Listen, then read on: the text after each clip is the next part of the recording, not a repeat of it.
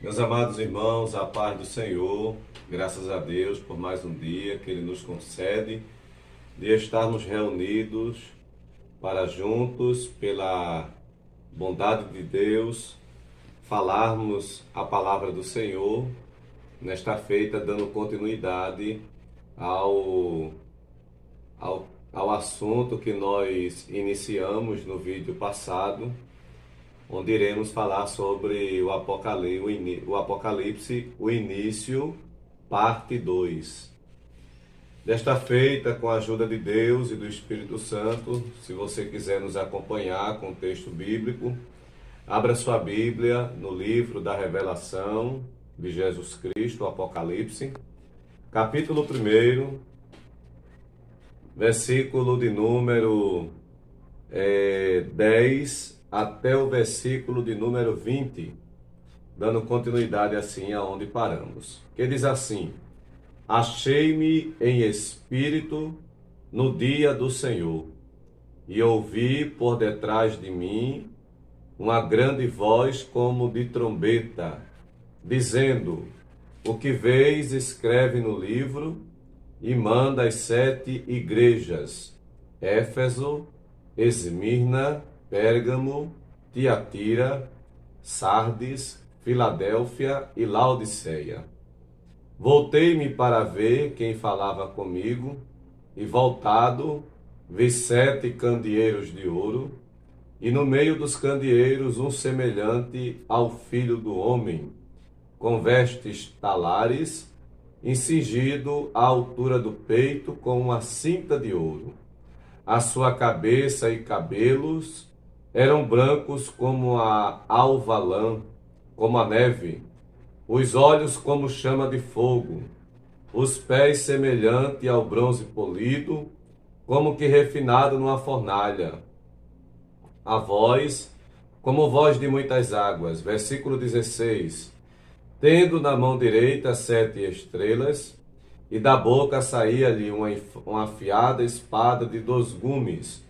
O seu rosto brilhava como o sol na sua força. Quando vi, caí a seus pés como morto.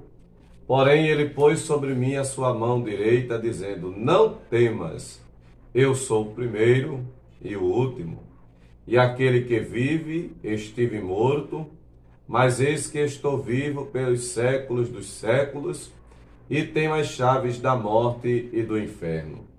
Escreve, pois, as coisas que vistes, e as que são, e as que hão de acontecer depois destas coisas.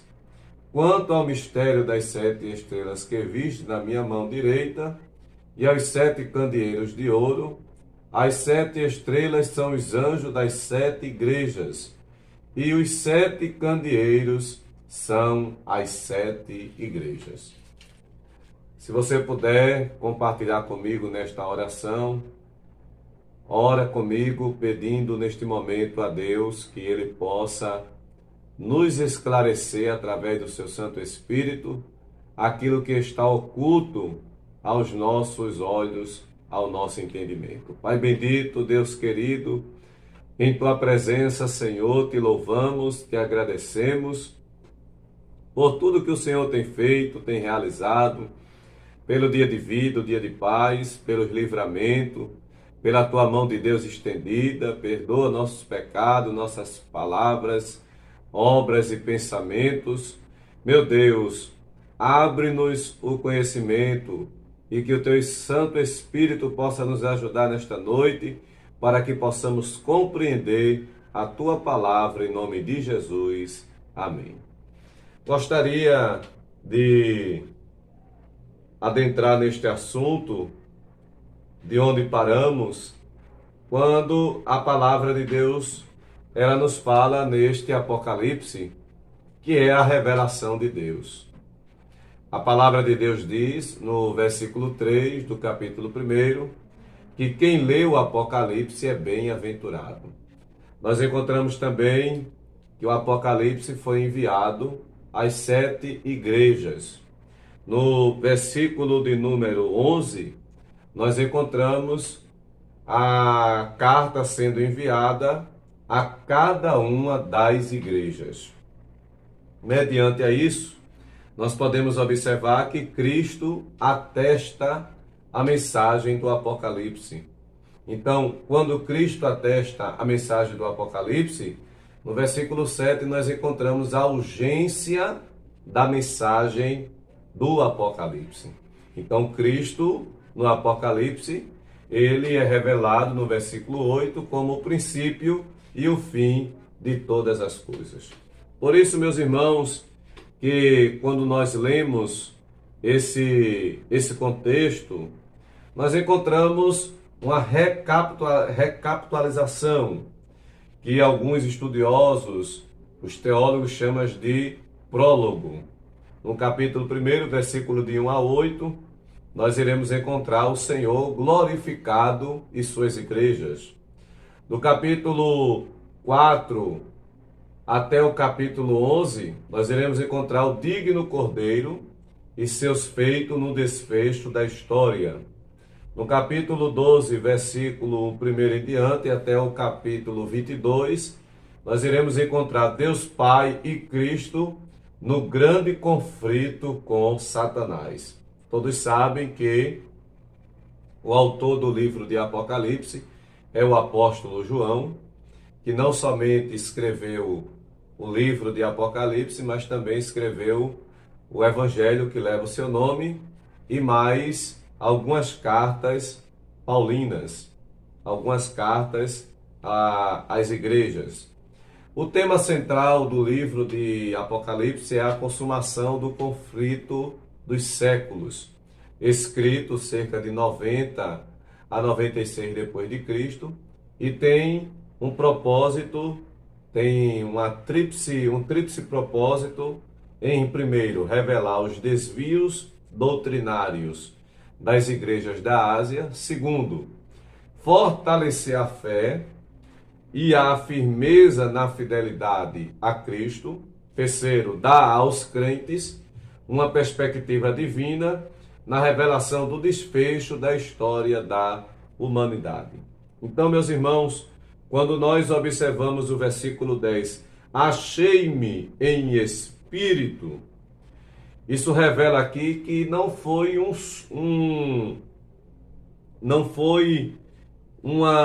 sonho. Simplesmente, alguém poderia imaginar que João teve um sonho e, diante daquele sonho, ele começou a escrever o livro da revelação. Só que o que foi dado a João foi uma revelação muito profunda, uma revelação aonde ele não encontrou palavras, porque a Bíblia diz que ele viu coisas inefáveis, que o raciocínio humano não conseguiria descrever. Então veja que interessante quando diz, achei-me em espírito, isso significa dizer que João foi sobrenaturalmente retirado do mundo material, isso ele estava consciente, enquanto estava acordado. Ou seja, naturalmente ele acordado, a palavra de Deus diz que o Espírito o transfere deste mundo material para o mundo espiritual, para uma experiência além dos sentidos normais.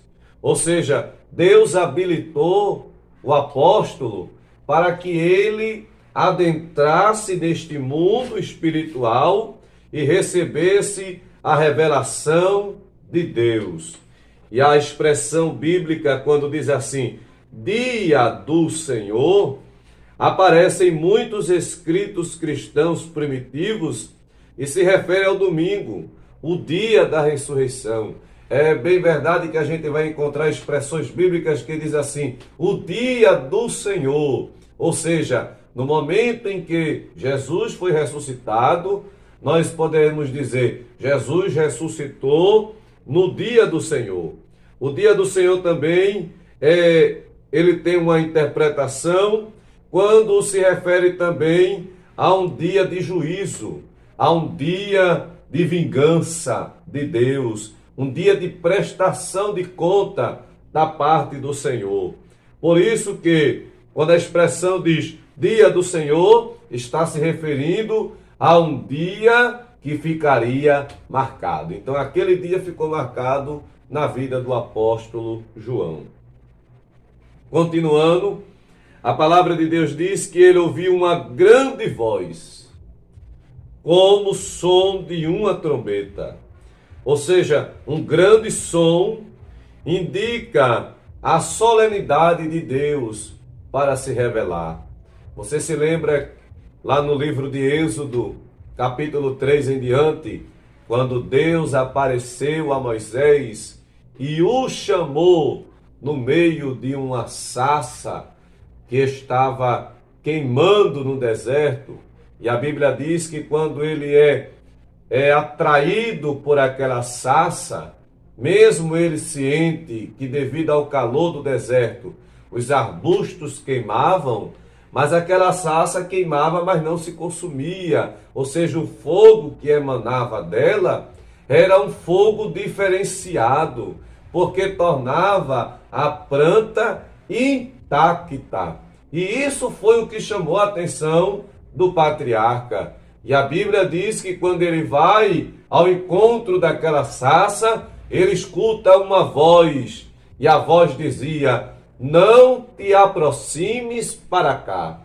Tira as alparcas dos teus pés, porque o lugar em que tu pisas é santo. Bendito seja o nome do Senhor. Por isso, meus irmãos, meus queridos, observe que ele escuta a voz como de trombeta, dizendo: o que vês, o que os teus olhos puderem captar, escreve no livro e manda às 7 igrejas. Ou seja, a palavra grega para livro aqui se refere a um rolo ou pergaminho fabricado de papiro, ou também uma cana que crescia em abundância ao longo do rio Nilo. Por isso que, quando diz escreve no livro e manda às igrejas, se refere a isso. Candeeiros, a palavra de Deus fala que quando ele se vira para ver quem falava com ele, ele vê 7 candeeiros de ouro. Esses 7 candeeiros de ouro é a mesma figura dos candelabros, dos castiçais. É uma palavra só, tem o mesmo significado. É uma haste erguida com 3 hastes para os lados direito e esquerdo e um no meio. Então, nos 7 castiçais de ouro era onde havia o azeite para a iluminação do tabernáculo, do santuário. E quando o apóstolo João se vira para ver, ele vê 7 castiçais ou candeeiros de ouro, porque a palavra de Deus diz que no meio dos 7 castiçais de ouro, ele vê um semelhante ao Filho do Homem. Glória ao nome de Jesus. E de acordo com os evangelhos, esse é o título que Cristo mais usou para se referir a si mesmo durante o seu ministério. Você se lê os evangelhos, você vai encontrar essa expressão 81 vezes. E, tomado da visão celeste de Daniel capítulo 7, versículo 13, implicava uma reivindicação da divindade. Ele fala também de vestes talares. E aí a gente sempre vê pregadores, ministros, apóstolos, bispos, expressando uma pregação voltada a isso. E a igreja se alegra, os cristãos redimidos que foram tirados, a eclésia, aqueles que saíram de dentro do mundo espiritual para adentrar na nova visão em Deus, eles revelam que ele tinha uma veste branca. E a maioria das vezes que essa palavra ocorre na Septuaginta, que os irmãos sabem que que é a transição de um texto em uma linguagem para outra, se refere a isso que eu estou dizendo. O Antigo Testamento em grego se refere às vestes do sumo sacerdote. A cinta de ouro sobre o seu peito completa o quadro de Cristo servindo na função sacerdotal, de acordo com Levítico capítulo 16, versículo de 1 a 4. O escritor anônimo aos Hebreus capítulo 2, versículo 17, quando ele vê uma figura de um sumo sacerdote, uma roupagem sacerdotal, e ele descreve que aquela roupa era branca como a alva lã. Glória a Deus! Uma vestimenta resplandecente, uma vestimenta ardente, como a nuvem de glória ou Shekinah, que é um retrato da santidade de Deus. Ele também vê olhos como chama de fogo. E isso fala de olhos como laser, olhos como do Senhor exaltado, um olhar penetrante, um olhar que vai nas profundezas da igreja. Glória a Deus. Os pés semelhante, em algumas expressões, os pés semelhante ao latão reluzente. Na Bíblia que eu estou fala de bronze polido. O altar do holocausto era coberto com bronze. Seus utensílios eram feitos do mesmo material. Os irmãos sabem que quando em Êxodo capítulo 38, versículo de 1 a 7, quando Deus deu os parâmetros, as metragens, como era para ser feito cada peça do tabernáculo, do lugar santo, do pátio, do átrio, do lugar santo dos santos. E se os irmãos quiserem, depois que a gente adentre nesse assunto do tabernáculo, e os irmãos peçam lá no comentário, que a gente vai estudar, vai trazer este conteúdo, porque é uma tipologia de Cristo. E tudo ali, do mesmo jeito que Deus deu a Noé, como a arca deveria ser feita, a madeira, como aonde ele iria encontrar, qual era o lugar melhor para se buscar. Da mesma forma, Deus disse a Moisés: olhe, vai ser feito desta forma, desta maneira, você vai ter que fazer assim. Tem a peça que era de bronze, tinha a peça que era de metal, tinha a peça que era de ouro. Bendito seja o nome do Senhor. E isso nos mostra que os pés semelhante ao latão reluzente são uma clara referência ao juízo divino, ao juízo de Deus. Jesus Cristo, com os pés de juízo, está locomovendo por entre a sua igreja. Ele fala também de voz de muitas águas. Com certeza, esta voz semelhante ao lugar onde João estava, porque João foi exilado na ilha de Pátimos, em uma ilha voltada em rochas e uma correnteza marítima muito grande. E ele também comparou a voz daquele ser que ele escuta com a voz do impacto de ondas contra as rochas. Mas a voz, como barulho de muitas águas, também se refere à voz da autoridade. Nós encontramos isso em Ezequiel, capítulo 43, e o versículo 2. E ele diz assim: quando o vi, caí sobre os seus pés como morto.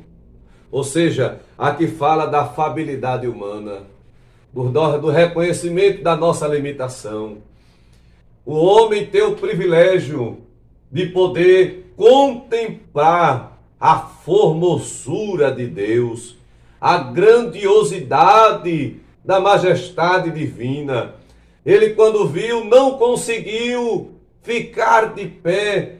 A Bíblia diz que ele cai como morto, e ele imediatamente recebe de Deus ali, porque a palavra de Deus diz: e ele pôs sobre mim a sua mão direita, dizendo: não temas, eu sou o primeiro e o último. Ou seja, eu sou o desfecho de toda a história da humanidade. A humanidade tem que saber que a história inicia-se com ele e terminará com ele, com a igreja glorificada. Bendito seja o nome do Senhor. E ele recebeu esta palavra: eu sou o primeiro e o último, aquele que vivo e estive morto, mas eis que estou vivo pelos séculos dos séculos.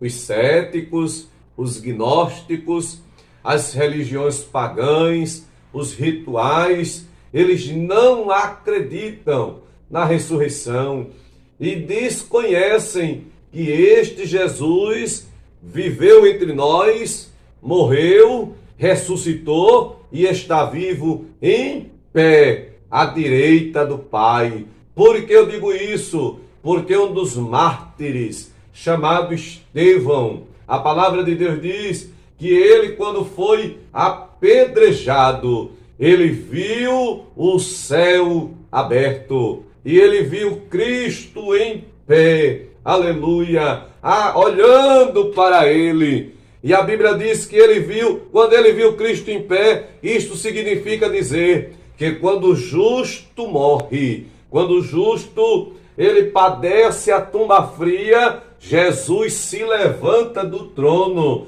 para receber o seu Espírito. Glorificado seja o nome do Senhor. E ele diz assim mais: eis que tenho nas mãos as chaves da morte e do inferno. E ele diz: escreve, pois, as coisas que vistes, e as que são, e as que hão de acontecer depois destas coisas.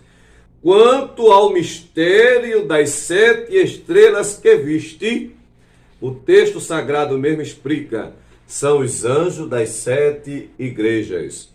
E os 7 candeeiros são as 7 igrejas. Ou seja, 7 anjos, pastores, 7 candeeiros, igrejas. Então, meus irmãos, esta é a segunda parte. Bendito seja o nome do Senhor. A segunda parte. Se eu já estou aqui maravilhado com isto que eu estou recebendo da parte de Deus, ensinando esta palavra, imagine o que vem por aí. Então não perca o próximo vídeo que será postado, que será colocado no YouTube. Divulgue esse trabalho. Eu peço a você que não só veja a pregação, me ajude. Isto existe um propósito. Foi algo da parte de Deus no meu coração, mas almas e vidas precisam ser alcançadas por esse canal. E eu peço a você que compartilhe. No momento que você tiver, envie o meu vídeo para um amigo seu e diga a ele assim: olha, se inscreve aí, compartilha, curte, deixa o teu like, coloca o comentário lá de algo que a gente pode melhorar aqui neste canal, para que o nome do Senhor continue sendo glorificado. Fica na paz, que Deus nos abençoe.